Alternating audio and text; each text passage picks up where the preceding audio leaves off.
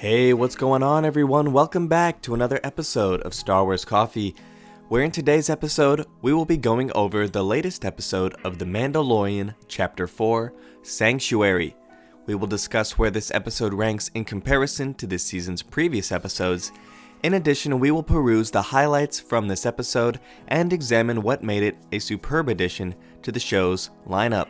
And finally, I will reveal to you the only gripe I had with this episode. That's today here on Star Wars Coffee. I have spoken.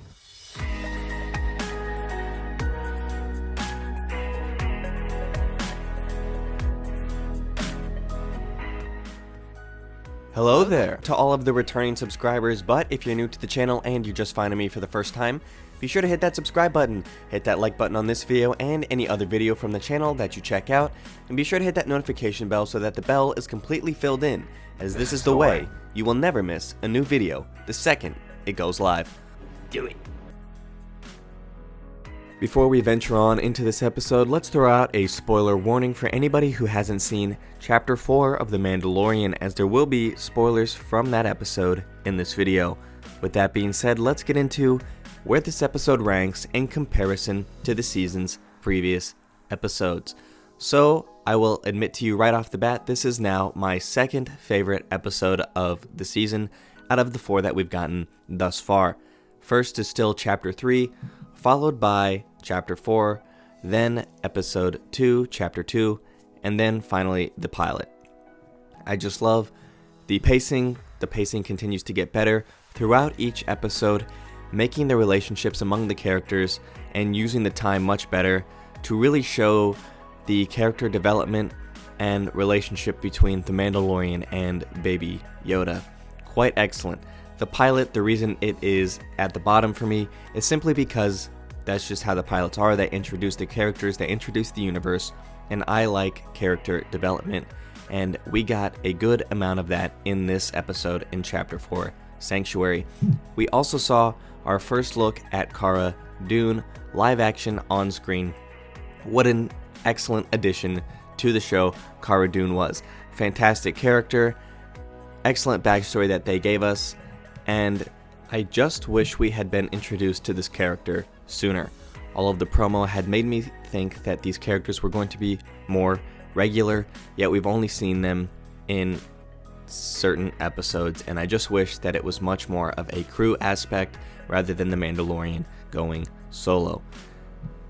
So to give a quick synopsis of this episode, we started off with a cold open where there was this rustic village, and the whole episode was shot with Western. Bryce Dallas Howard directed this episode. She did a fantastic job. Really impressed with that. And right from the start, we see this villagers, and we've seen this clips from the previews that we hadn't gotten to see up until now. There was some of the teasers, the trailers, the promos, the TV spots that used footage from this episode that we had finally gotten to see, and I was able to recognize that right off the bat. So at this point, we've officially seen almost all of the promotional footage that they used. We're missing IG saying The Mandalorian, but other than that, we are pretty close to seeing everything. And the villagers in this episode are positioned at the beginning of the episode to be defenseless, and that is why we have the Mandalorian and Cara Dune coming in to help them learn how to defend themselves and take care to defend their village that has been going by generations. So even with that small line of the generations, I really enjoyed it, mainly because it kind of echoes the whole point George Lucas made of Star Wars is about family and about a story of a family, and just the way that that's seeded so carefully and eloquently into this episode was excellent. Additionally, I liked the way we got to see him choose his planet. We got to see Baby Yoda, where Mando is looking for a place to lie low for a few months so that he can be forgotten by everybody who has a bounty after him now. And he picks this planet, Sorgon, but is soon disappointed and makes this nice joke that this planet is taken when he is seen by Cara Dune. And Cara is an ex-rebel trooper in hiding after abandoning her post when her role became too political in the wake of the Empire's fall.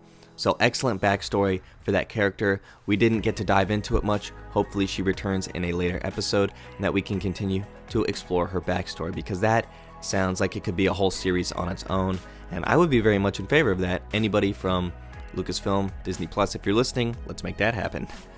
The whole fight they had when the characters were first introduced was very excellent. I love the way Mando was watching the footsteps, and then they have this fight, and then they decide to be buddies right after that.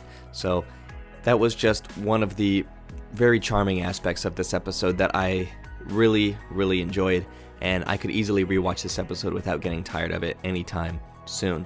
And the way that he's ready to give up his hiding spot, since it's already been taken by Cara, really emphasizes that he respects the code of a bounty hunter and his moral code, and he's not exactly selfish. He's not going to take her out so that he can stay there. He respects her situation and is willing to go find another place to go so that she is not in danger with his presence there. As he's preparing to leave, we see the villagers from the cold open offer him money, and when they say they walked all day to get there, he asks them where they live.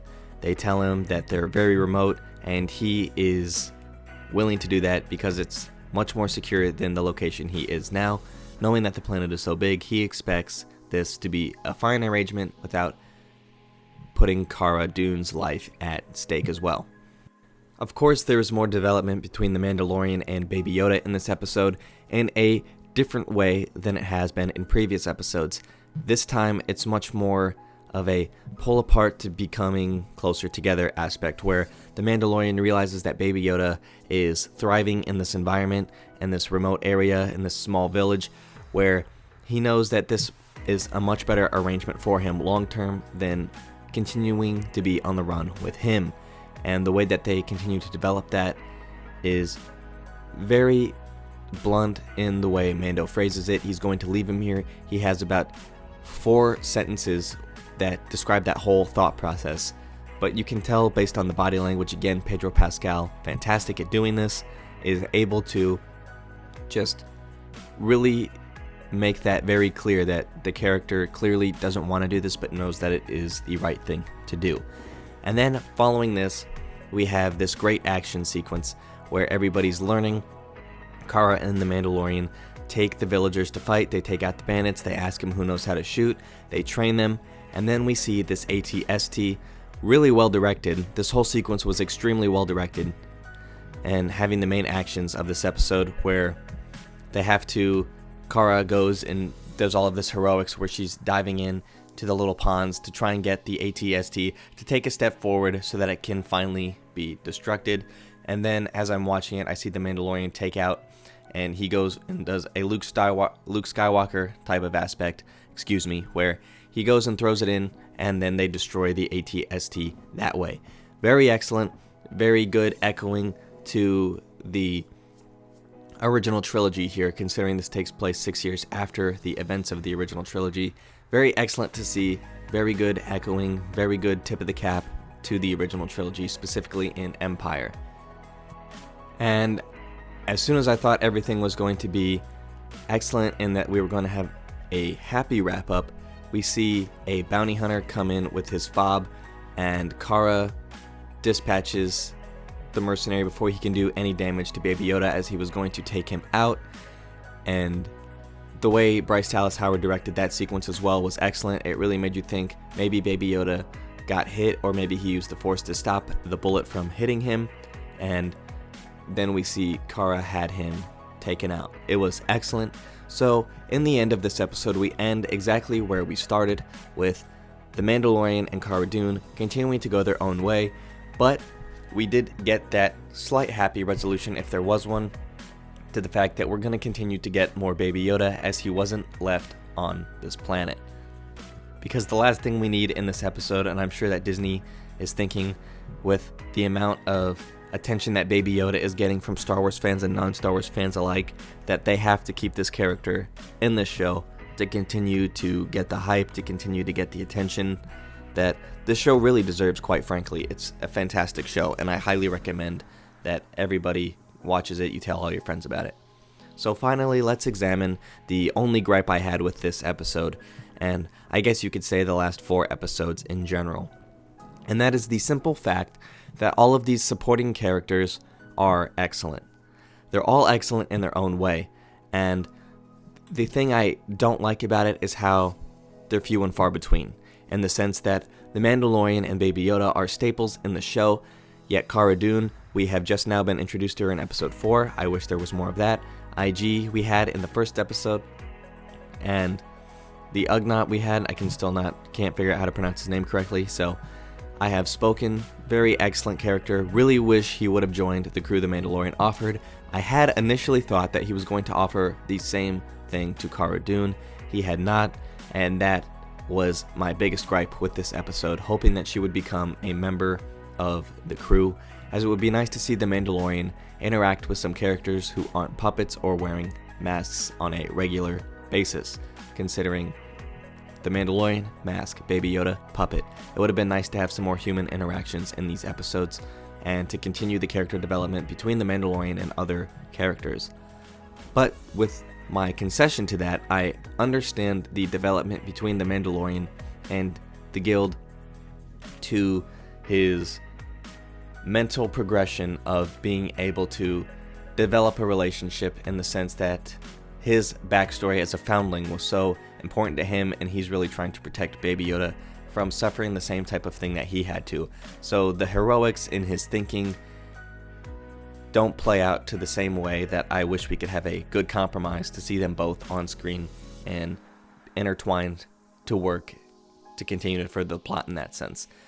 However, with that being said, my only gripe, the episode was fantastic. I will be watching it a few more times. I'm going to pick a day and just watch all 4 episodes at once and continuing to do these reviews. So thank you guys for watching. More of you daily coffee drinkers watch this than the episode 9 stuff. I really appreciate it. May God bless you, and may the Force be with you. If you enjoyed this episode, and frankly, even if you didn't, don't forget to subscribe. And if you want to help spread the word, please give this video a thumbs up and tell your friends to subscribe. Please check out the official Star Wars Coffee merchandise, and don't forget to check out all of the content playlists on this channel, including The Rise of Skywalker, The Mandalorian, and much more.